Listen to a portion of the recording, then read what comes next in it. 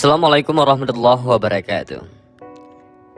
Berbicara tentang iblis, ketika dia berpidato kepada manusia, ini terdengar mustahil. Tapi percaya tidak percaya, ternyata iblis pernah menyampaikan pesan-pesan yang selama ini disepelekan umat muslim. Dan kapan pidato tersebut dilaksanakan oleh iblis? Dan apa saja pesan rahasia yang disampaikan iblis dan membuat hati manusia terasa tersayat. Bukan cuma khatib, ustadz atau kiai yang pernah memberikan khutbah pada manusia. Jika selama ini ceramah identik dengan orang-orang yang alim, dekat dengan Allah Subhanahu wa Ta'ala, namun ada sebuah kisah yang memperlihatkan bagaimana iblis memberikan nasihat kepada manusia. Mungkin terdengar aneh, mustahil, mana mungkin, apalagi kita menganggap manusia memiliki status yang lebih baik dari iblis. Pidato ini tak dilakukan iblis saat di bumi. Saat momen perhitungan, manusia akan dibagi dalam dua kelompok. Allah Subhanahu wa Ta'ala akan memasukkan orang-orang yang beriman ke dalam surga dan menikmati segala fasilitas yang telah disiapkan. Sementara kaum kafir tentu saja mendapatkan sesuai perbuatannya di dunia, kekal di dalam neraka. Tapi sebelum mereka diantar ke tempat masing-masing, setelah hisab, iblis akan tampil di hadapan para penghuni neraka. Pidato tersebut sudah tertulis dan diabadikan Allah Subhanahu wa Ta'ala di dalam surah Ibrahim ayat 22 yang artinya, dan setan berkata ketika perkara hisab telah diselesaikan, sesungguhnya Allah telah menjanjikan kepadamu janji yang benar, dan aku pun telah menjanjikan kepadamu, tetapi aku menyalahinya. Tidak ada kekuasaan bagiku terhadapmu, melainkan sekedar aku menyeru kamu, lalu kamu mematuhi seruanku. Oleh sebab itu, janganlah kamu mencerca aku, tetapi cercalah dirimu sendiri. Aku tidak dapat menolongmu, dan kamu pun tak dapat menolongku. Sesungguhnya aku tidak membenarkan perbuatanmu, mempersekutukan aku dengan Allah sejak dahulu. Sungguh, orang yang zalim akan mendapat siksaan yang pedih. Dalam tafsir Ibnu Katsir dan tafsir At-Tabari, pidato tersebut sangat menyentuh, bahkan bisa menyayat hati manusia. Siapapun yang mendengarnya bisa saja merasakan kepedihan yang luar biasa. Bahkan semua manusia dari kelompok penghuni neraka larut dalam tangis saat mendengar pidato tersebut. Jika mengamati kembali apa yang terkandung di dalam pidato tadi, maka tergambar bagaimana pengakuan setan di hadapan Allah Subhanahu wa Ta'ala. Juga informasi jika urusan hisab telah berakhir di padang mahsyar. Terungkaplah jika memang setan bekerja dengan sangat keras untuk menggoda manusia. Tak heran kita akan terus menjumpai kriminalitas, kejahatan yang semua kini merajalela dari segala sisi, entah urusan keluarga, politik, pemerkosaan, bullying, kekerasan, hingga hal-hal yang bersifat personal yang tak hanya terdeteksi oleh diri sendiri. Mungkin awalnya seseorang melakukan kejahatan dengan perasaan amat bersalah, namun lambat laun jika hal keji tersebut sudah terus-menerus dilakukan, ditambah lagi circle atau lingkungan yang semakin toksik, justru mendukung keburukan. Maka tak heran juga sikap empati sudah terkikis dari hati manusia. Ayat tadi itu, menurut tafsir Kementerian Agama, ada salah satu setan yang memang memiliki misi menyesatkan manusia, mengubah pola pikir kita bahwa kejahatan adalah perbuatan yang baik, hebat dan keren. Tak hanya itu, setan juga menjadi PHP atau memberi harapan palsu kepada manusia. Mereka menjanjikan akan memberikan banyak iming-iming jika manusia mengikuti langkah serta tips mereka. Padahal pada akhirnya mereka tak akan bisa memenuhi janji-janjinya. Pengakuan tersebut ditunjukkan kepada orang-orang yang sudah terlanjur percaya, namun sudah tak bisa berpindah golongan lagi. Ibarat pepatah, nasi sudah menjadi bubur. Setan tak ada kuasa untuk menolong mereka.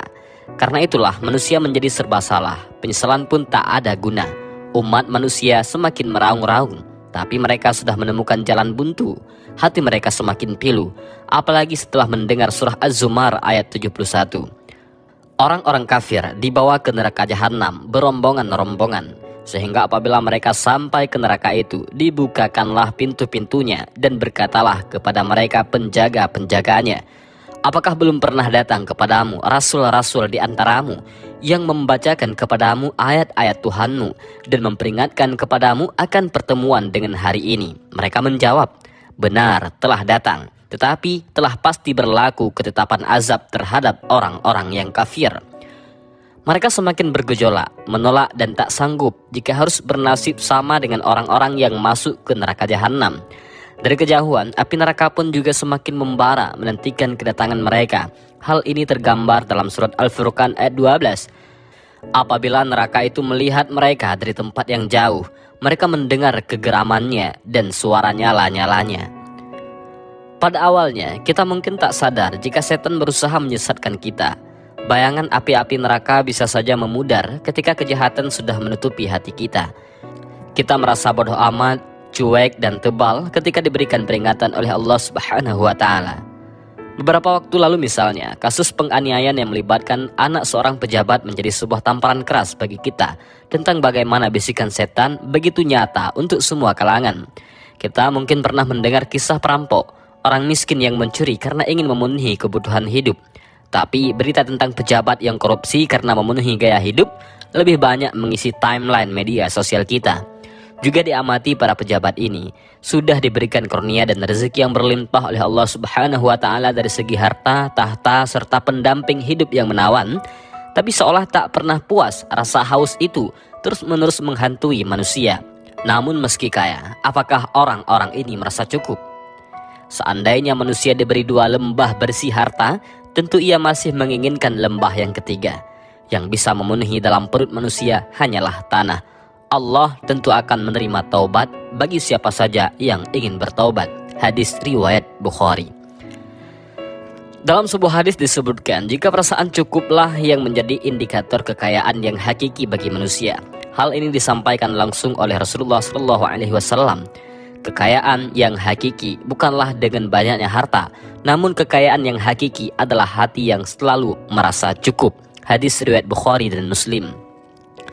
Lalu, kenapa orang-orang yang sudah tahu memiliki masalah di hati namun enggan memohon ampun kepada Allah Subhanahu wa Ta'ala? Hal ini juga disebabkan oleh keahlian setan, taswif, untuk menghasut manusia agar menunda-nunda bertaubat. Tak hanya itu, dosa-dosa kecil pun juga selalu diremehkan oleh setan. Mereka akan membuat trek di kepala kita seolah-olah yang kita lakukan hanya hal-hal yang remeh. Padahal nanti setelah dosa kita berbukit-bukit, barulah kita sadari kalau kita sudah menabung dosa sebanyak itu. Karakter ini disebut dengan tahwin. Dan kalaupun manusia sudah naik level dan berhasil taubat, ibarat sebuah game, setan akan kembali menghujani kita dengan senjata-senjatanya. Atau mereka akan membuat kita putus asa dalam bertaubat, menyudutkan manusia yang memiliki dosa besar bahwa mereka tak akan mendapatkan ampunan dari Allah. Padahal Allah Subhanahu wa Ta'ala akan mengampuni hambanya bagi yang benar-benar ingin memperbaiki diri. Dan mari kita renungkan kembali salah satu ayat di dalam Al-Quran. Sesungguhnya Allah mengampuni dosa-dosa semuanya. Sesungguhnya Dialah yang Maha Pengampun lagi Maha Penyayang. Dan kembalilah kamu kepada Tuhanmu dan berserah dirilah kepadanya sebelum datang azab kepadamu. Kemudian kamu tidak dapat ditolong lagi. Al-Quran Surah Az-Zumar ayat 53-54. Namun ayat tadi tentu menjadi musuh bagi setan. Mereka akan memutarbalikkan fakta sehingga kita akan sangat bucin kepada mereka. Karena itulah Imam Al-Ghazali memberikan beberapa tips agar kita bisa melewati tantangan-tantangan tersebut. Sebagai muslim, kita harus berjuang menutup semua jalan akses yang dilalui setan, sehingga mereka tak bisa mendekat apalagi menguasai kita. Akan tetapi, boro-boro menutup akses jika kita pun tak tahu jalan menuju pintunya. Ada pintu syahwat, pintu amanah, pintu dengki, iri, pintu makan minum berlebihan, pintu duniawi, pintu serba instan dan ingin tergesa-gesa, dan pintu suuzan sama orang lain, khususnya umat muslim. Jadi, tugas pertama kita adalah mengenali pintu-pintu tersebut, lalu menutupnya rapat-rapat. Demikianlah, wallahu a'lam bishawab. Assalamualaikum warahmatullahi wabarakatuh. Mudah-mudahan bermanfaat.